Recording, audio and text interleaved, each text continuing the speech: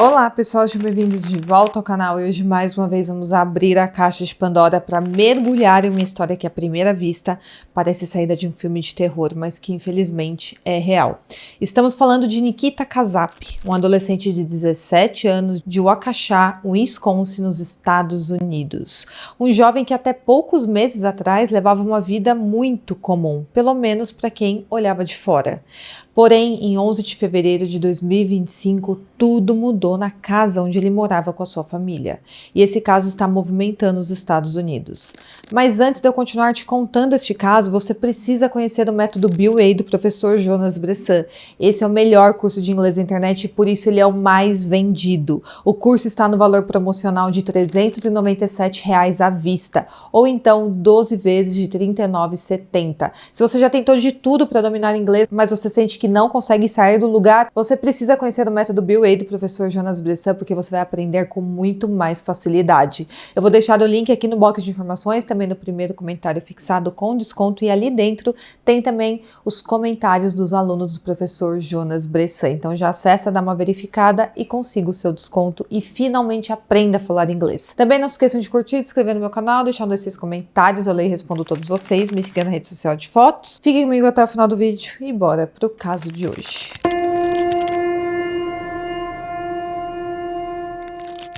Waukesha, em Wisconsin, é uma cidade pequena, tranquila, a cerca de 30 quilômetros de Milwaukee. Não é o tipo de lugar que você associa a crimes violentos. E o local, o bairro onde o Nikita morava com a sua mãe, Tatiana, de 35 anos, e com seu padrasto, Donald Meyer, de 51, era ainda mais isolada. Era uma área totalmente residencial em Cedar Hills Drive, cercada por árvores, com poucos vizinhos por perto. Então ali era o tipo de lugar onde as pessoas podiam passar semanas sem se ver. Algo que, como veremos mais tarde, mais à frente aqui no vídeo, acabou sendo um fator importante nesse caso. Bom, quanto ao Nikita, ele nasceu em 2007, era um estudante da Waukesha West High School, uma escola pública local conhecida por seu ambiente acolhedor. Ele tinha 17 anos, estava no ensino médio, provavelmente no terceiro ou no quarto ano, e pelas informações disponíveis até o momento, não havia nada que destacasse o Nikita como um problema na escola. Ele ia às aulas, com frequência interagia com os professores, então ele mantinha uma rotina normal e bastante comum para um adolescente. Também não há registros de suspensões, brigas ou qualquer comportamento que chamasse a atenção dos professores do colégio, então ele não era aquele tipo de adolescente que já vai deixando um histórico de problemas, que em alguns casos criminais a gente analisa e vemos que já dava vários sinais. O Nikita simplesmente não era esse tipo de pessoa.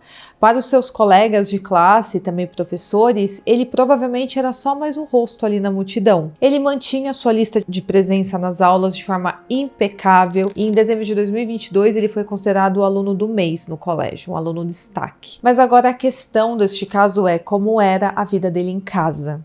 Essa é uma pergunta muito mais difícil de responder, porque nós não temos depoimentos detalhados de amigos ou familiares próximos, pelo menos até o momento não temos essa informação, porque esse caso, conforme eu falei para vocês, é bem recente. O que sabemos é que ele vivia com a Tatiana, que era sua mãe, o Donald, padrasto, em uma casa bem grande que, segundo a polícia, não tinha sinais óbvios de problemas graves antes do crime. Não há menções a chamados policiais para problemas domésticos, brigas domésticas ou então relatos de vizinhos sobre discussões constantes ali na casa, mas claro que isso não significa que tudo era perfeito. Claro que relacionamentos familiares são bem complexos e o que acontece atrás de portas fechadas em cada casa nem sempre chega ao conhecimento de pessoas de fora. Bom, a Tatiana era uma mulher de apenas 35 anos e ela era casada com o Donald Meyer, o padrasto do Nikita, e na casa eles tinham um cachorro e o padrasto também tinha uma arma Smith & Wesson .357 Magnum, a arma que ironicamente seria usada contra a família. Não sabemos há quanto tempo eles estavam juntos ou como era a dinâmica entre os três ali na casa. Então, será que o Nikita e o Donald se davam bem? Será que havia alguma tensão entre o Donald e a sua esposa? Essas são perguntas que, por enquanto, ficam no ar, não temos essa resposta.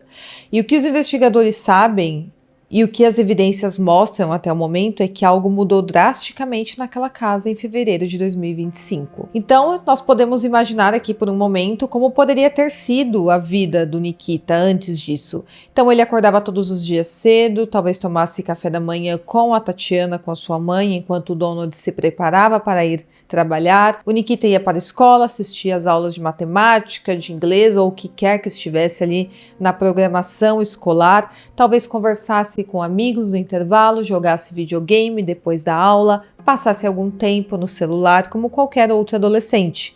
Nos finais de semana poderia estar trabalhando em um emprego de meio período, quem sabe em uma loja ou uma lanchonete local. O fato era que eles levavam uma vida simples e rotineira, até onde sabemos até o momento. Mas em algum momento, essa rotina deu lugar a algo muito mais sombrio. E tudo aconteceu em 11 de fevereiro, mas só foi descoberto semanas depois. Tudo começou no dia 28 de fevereiro de 2025, às 9h45 da manhã, quando a mãe do Donald, a Judith Meyer, solicitou uma verificação de bem-estar para o seu filho e a sua família. Ela falou que não tinha contato com o Donald há semanas e que ela e sua filha, a irmã do Donald, haviam recebido mensagens do celular dele que consideravam tanto quanto estranhas. Não parecia que era ele quem estava mandando aquelas mensagens. Ela também disse que o colégio onde o Nikita estudava tinha entrado em contato com ela para avisar que ele não estava indo às aulas há mais de 2 semanas. Inclusive, no mesmo dia, às 9h50 da manhã, um policial de recursos escolares que trabalhava ali na escola que o Nikita frequentava também solicitou uma verificação de bem-estar para a casa. Esse policial indicou que a escola havia recebido um e-mail alegando que o Nikita estava doente, mas eles não conseguiram confirmar de onde veio esse e-mail e quem teria enviado. Às 10h11 da manhã, a polícia então foi até a casa da família Kasap, na Cedar Hills Drive, mas ninguém atendeu a porta. A polícia verificou as câmeras de reconhecimento automático de placas de carro que haviam sido instaladas ali na área e lá ficou registrado que o carro do Donald, que era um Volkswagen Atlas, havia sido visto pela última vez no dia 23 de fevereiro de 2025, 5 dias antes da polícia ser chamada. Ou seja, 5 dias antes tinha alguém dirigindo aquele carro, mas quem estava dirigindo ainda não era claro. Já o carro da Tatiana, que era uma BMW 2019, foi vista pela última vez no dia 11 de fevereiro. A polícia então entrou em contato com a empresa onde o Donald trabalhava e falou com o gerente dele, e esse gerente avisou que havia trocado mensagens de texto com o Donald entre os dias 13 e 25 de fevereiro, e nas mensagens ele falou que o Donald alegava que estava doente e que não conseguiria falar por telefone com ele, então eles só conversaram por mensagens de texto. O gerente também falou que o Donald estava avisando que não poderia voltar ao trabalho até o dia 3 de março, então ele teria pedido uma licença por mensagem de texto, que é algo bem estranho aqui. O gerente disse que estranhou a situação porque tudo isso era muito incomum e que estava bastante preocupado com o bem-estar do Donald porque ele não sabia o que estava acontecendo, se de fato ele estava doente. E no mesmo dia em que os policiais foram acionados para verificar o bem-estar da família, eles entraram na casa. Na garagem eles encontraram a BMW da Tatiana, mas o carro Volkswagen do Donald não estava lá. E ali, logo de cara, foi percebido pelos policiais que tinha um odor forte de decomposição humana. Eles então entraram na casa e perto da cozinha eles encontraram o corpo dela. Ela estava embaixo de uma pilha de roupas e também com cobertores cobrindo o seu corpo, e ela estava no corredor perto da cozinha. Ela havia levado diversos tiros na região do abdômen e também do pescoço, e os policiais não tinham ainda um mandado de busca neste momento. Então eles tiveram que sair da casa, solicitar esse mandado para entrar novamente na casa. A primeira vez que eles entraram era 1h45 da tarde, e quando eles conseguiram esse mandado de busca para entrar novamente, já era 5 horas da tarde. Eles então entraram novamente na casa e lá dentro eles encontraram o corpo também do Donald, e ele estava no escritório que ficava no primeiro andar da casa, e ele havia levado apenas um tiro na nuca. Ali não havia sinal do Nikita, ou então do cachorro da família, o Toby. Mas dentro da casa muitos itens estavam fora do lugar, como por exemplo obras de arte, dava para ver que haviam sido retiradas da parede, o colchão do quarto principal também havia sido removido do box, as gavetas estavam todas abertas, os armários foram mexidos, tudo que tinha dentro das gavetas e também dos armários estava espalhado pela casa e parecia que tinha bastante coisas que haviam sido levadas de lá.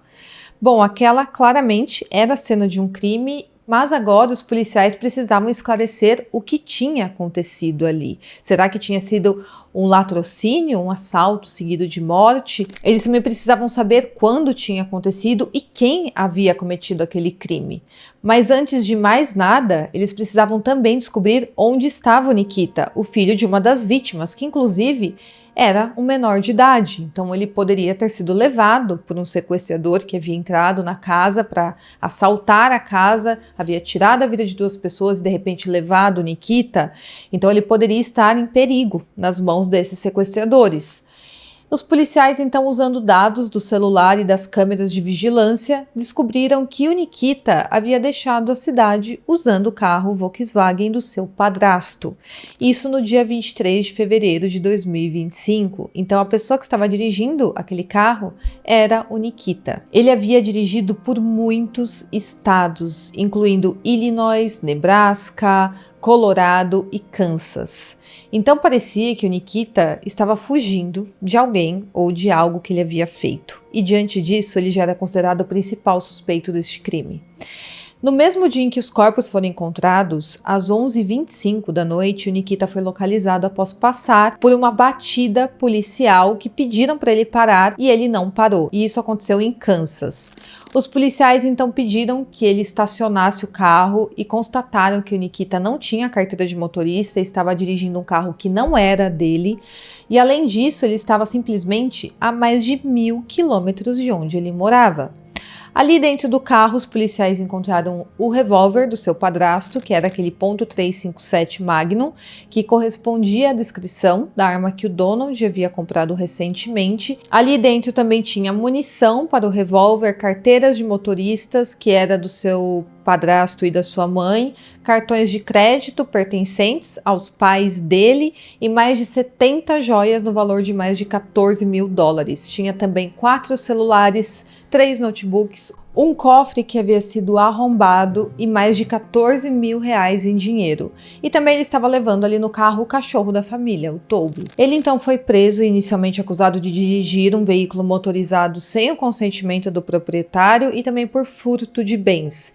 E logo os policiais do Kansas ficaram sabendo que a família dele havia sido encontrada sem vida. E ali dentro do carro eles encontraram uma grande prova, além de tudo que eu falei para vocês. E essa prova deixava claro que o Nikita estava diretamente envolvido no crime contra a sua família. Acontece que ali dentro do carro também havia uma câmera, e no cartão de memória desta câmera foi encontrado um vídeo perturbador. Esse vídeo mostra o Nikita entrando no escritório onde o corpo do seu padrasto estava, e ele estava coberto de travesseiros e cobertores, e ali tinha velas acesas ao redor do corpo, e o Nikita ajusta a câmera para que ele aparecesse na gravação, e depois ele pega um celular, segura perto do cadáver do seu padrasto, claramente filmando o corpo, e diz o seguinte: "Você pode vê-lo ali? Eu posso literalmente ver o corpo dele apodrecido." Fecha aspas. Ele claramente estava falando com alguém neste momento e mostrando o corpo do seu padrasto, possivelmente em uma ligação por vídeo ou então em uma gravação que ele enviaria para alguém. E agora não existia mais nenhuma dúvida de que ele havia cometido aquele crime. Sim, esse menino de 17 anos tinha tirado a vida da própria mãe e do padrasto. Ele tinha roubado itens da casa e fugido levando seu cachorro junto. Mas isso não é tudo. Tem muitas camadas macabras ainda nessa história. Acontece que, de acordo com as investigações e com também o avançado estado de decomposição em que os corpos foram encontrados, os investigadores chegaram à conclusão que o crime aconteceu no dia 11 de fevereiro, mas eles só foram encontrados no dia 28, ou seja, 17 dias depois. Ainda não sabemos exatamente o que aconteceu naquele dia, mas o que está nos registros policiais é que o Nikita tirou a vida da sua mãe e do seu padrasto, e a Tatiana foi encontrada ali com vários ferimentos à bala e ela estava no corredor, perto da cozinha, coberta com roupas e cobertores, como se alguém tivesse tentado esconder o que fez. E o Donald, por outro lado, levou um único tiro na nuca e ele estava no escritório no primeiro andar da casa. Ele também estava coberto por roupas em uma posição que sugere que ele foi pego de surpresa no momento do disparo. E a arma usada no crime era do Donald. Mas aqui, pessoal, é onde a história fica ainda mais estranha. Acontece que o Nikita não fugiu logo após o crime. Ele ficou morando na casa por 17 dias. Isso mesmo. Por mais de 2 semanas, ele ficou vivendo ali com os corpos da sua mãe e do seu padrasto em decomposição. Ele chegou até mesmo a ir à escola no dia seguinte como se nada tivesse acontecido. E ele também ficou respondendo mensagens de texto do gerente do Donald, fingindo ser o seu padrasto, dizendo que estava muito mal, que estava doente e se ausentaria do trabalho. E durante 2 semanas, ele usou os celulares das suas 2 vítimas para fingir para o mundo que eles ainda estavam vivos. E tem também o vídeo que ele gravou do seu padrasto. Esse vídeo teria sido gravado cerca de 1 semana depois do crime. E o fato dele estar conversando com alguém neste vídeo revela outro detalhe perturbador dessa história, que eu vou revelar mais pra frente aqui pra vocês, porque parece que Nikita não era o único envolvido neste crime. Mas seguindo aqui a linha do tempo do caso, o Nikita ficou por quase 2 semanas com os corpos e no dia 23 de fevereiro, 5 dias antes da descoberta, ele decidiu fugir. Ele então pegou todos os itens de valores que tinham ali na casa, todo o dinheiro que tinha, as joias da sua mãe, pegou o carro do seu padrasto, a arma do crime e foi embora. Era como se ele tivesse planejado viver uma nova vida após o crime. E nós vamos descobrir que, de fato, ele estava planejando viver uma outra vida. Dados do celular mostram que ele passou por pelo menos 4 estados americanos dirigindo sem parar, até que ele foi parado pela polícia e foi preso em conexão com esse crime. Agora eu vou falar o que foi encontrado no celular do Nikita após ele ser preso. Lá foram encontradas mensagens no aplicativo Telegram, onde o Nikita falava com um homem russo. Ele vinha falando sobre cometer este crime e depois fugir para a Ucrânia.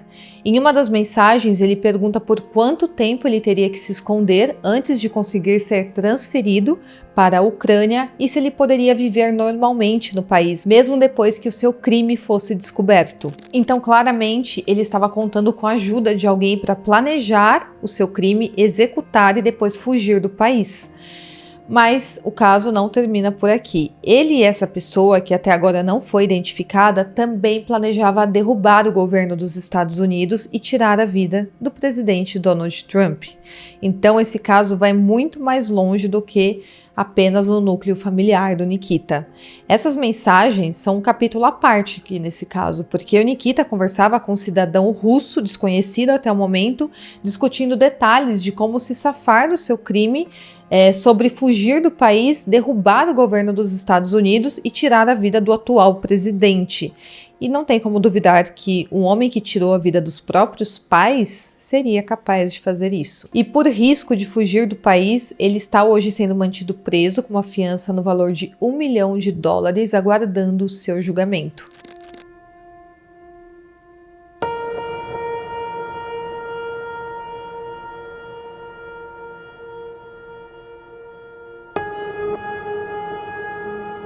No dia 3 de março, Nikita foi formalmente acusado de roubo de veículo motorizado e furto de propriedade móvel, mas essas foram apenas as acusações iniciais, logo quando ele foi parado naquela batida policial e foi preso.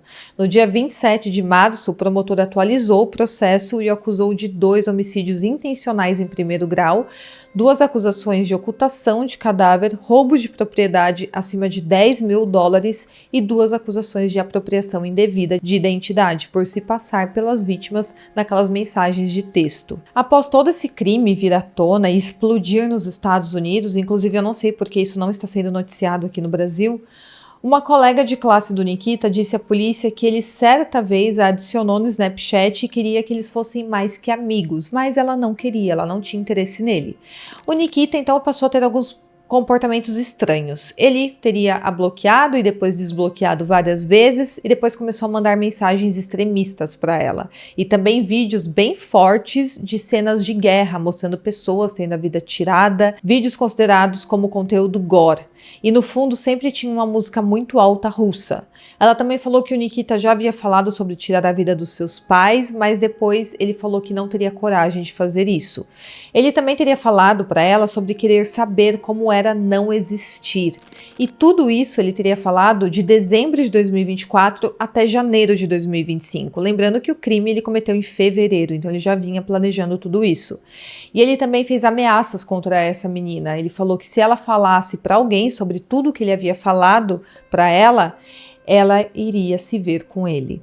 Ela falou que não pensava muito sobre essas conversas estranhas após tudo acontecer, porém, o momento em que ele deixou de frequentar as aulas, ela pensou que poderia ter acontecido algo bem ruim. O Nikita, mesmo tendo apenas 17 anos, vai ser julgado como adulto nos Estados Unidos. Isso significa que, se condenado, ele pode pegar prisão perpétua.